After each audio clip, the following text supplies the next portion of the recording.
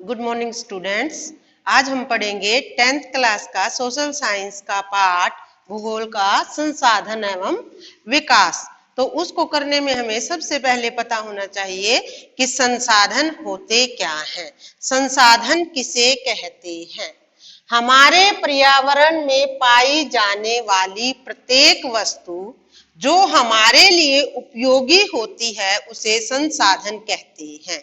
संसाधन किसे कहते हैं? हमारे पर्यावरण में पाई जाने वाली प्रत्येक वस्तु जो हमारे लिए उपयोगी है उसे संसाधन कहते हैं। संसाधन के कौन कौन से उदाहरण बताए गए हैं?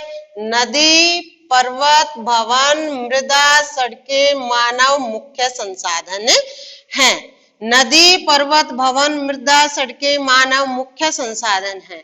मानव को भी एक महत्वपूर्ण संसाधन माना गया है क्योंकि मानव ही प्रकृति से प्राप्त उपहारों को संसाधनों में परिवर्तित करता है। अब हमने पढ़ लिया है कि संसाधन किसे कहते हैं और संसाधन के कौन कौन से उदाहरण हैं, कौन कौन से संसाधन होते हैं।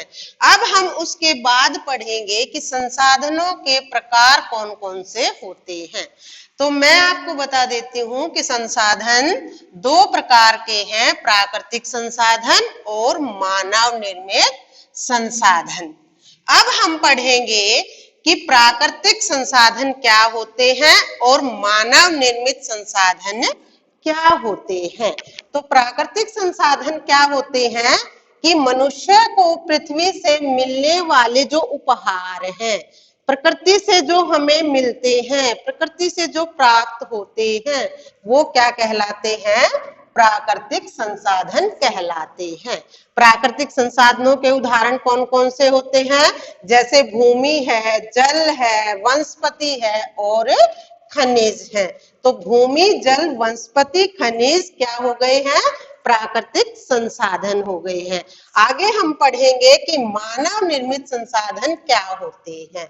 कि जब मनुष्य पर्यावरण में पाए जाने वाले पदार्थों को संसाधन में बदल देता है तो वो मानव निर्मित संसाधन कहलाते हैं। मानव निर्मित संसाधन कौन कौन से हैं? इमारतें, सड़कें और रेलवे, ये हमारे क्या हो गए? मानव निर्मित संसाधन, क्योंकि इनको मनुष्य ने बनाया है।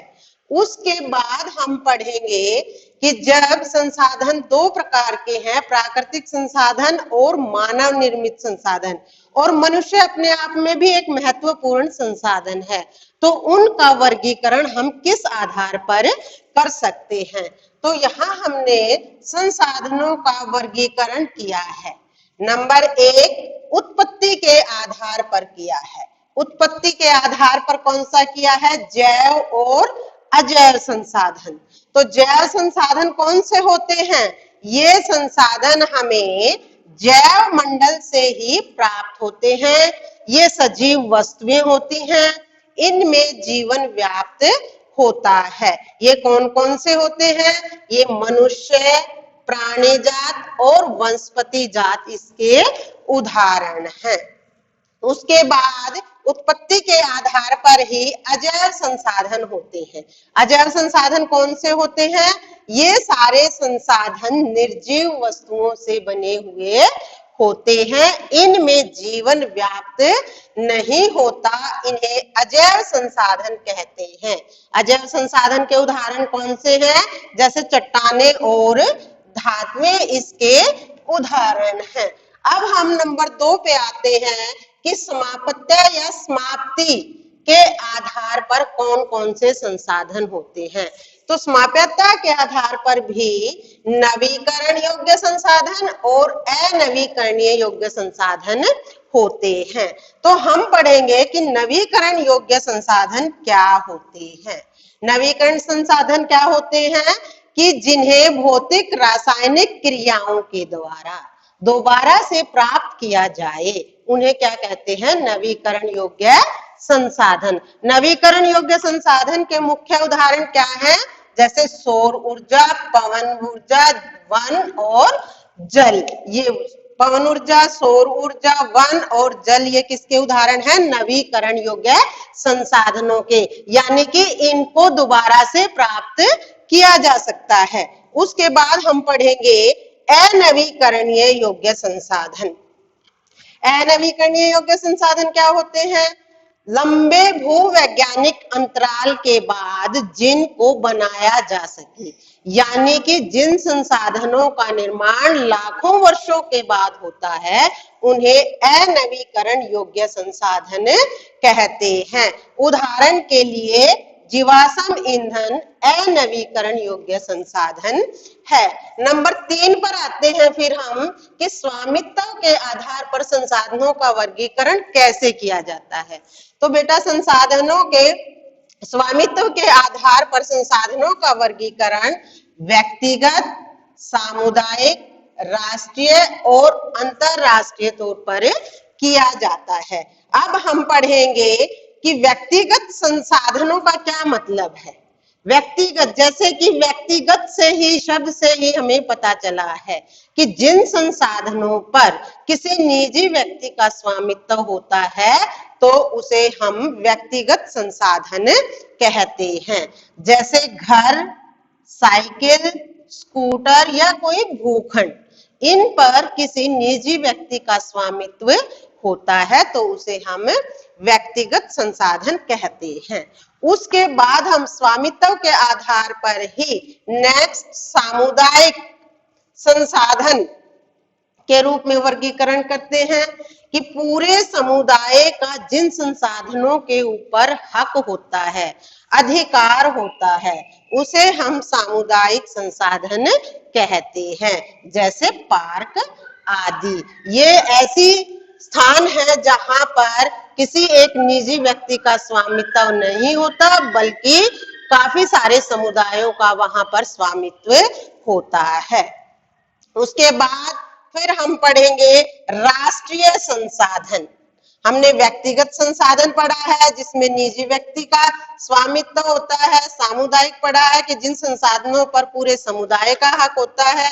अब हम पढ़ेंगे कि राष्ट्रीय संसाधन क्या है, कि देश में जो भी संसाधन पाए जाते हैं वो राष्ट्रीय संसाधन कहलाते हैं।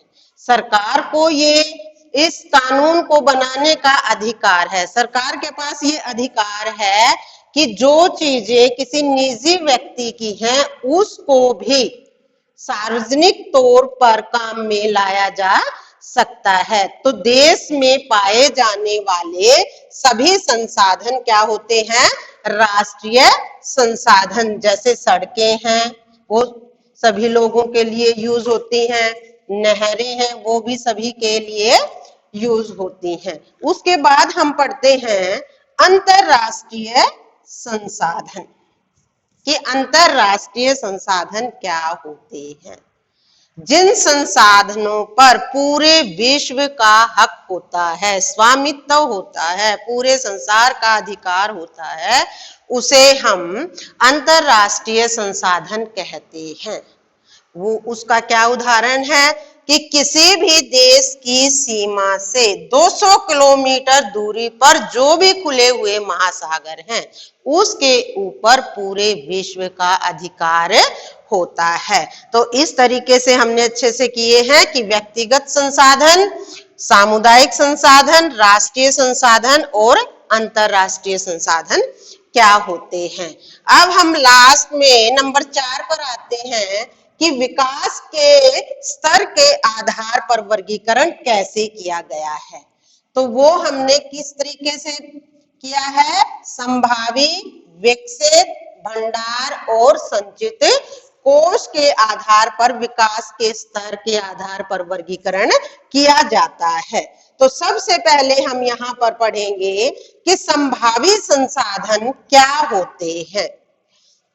जो प्रदेश में मौजूद संसाधन होते हैं लेकिन उनका अभी प्रयोग नहीं किया गया है, उनके प्रयोग करने पर संभावनाएं हैं कि उनका प्रयोग हो सकता है लेकिन अभी हुआ नहीं है, तो वो संसाधन क्या होते हैं?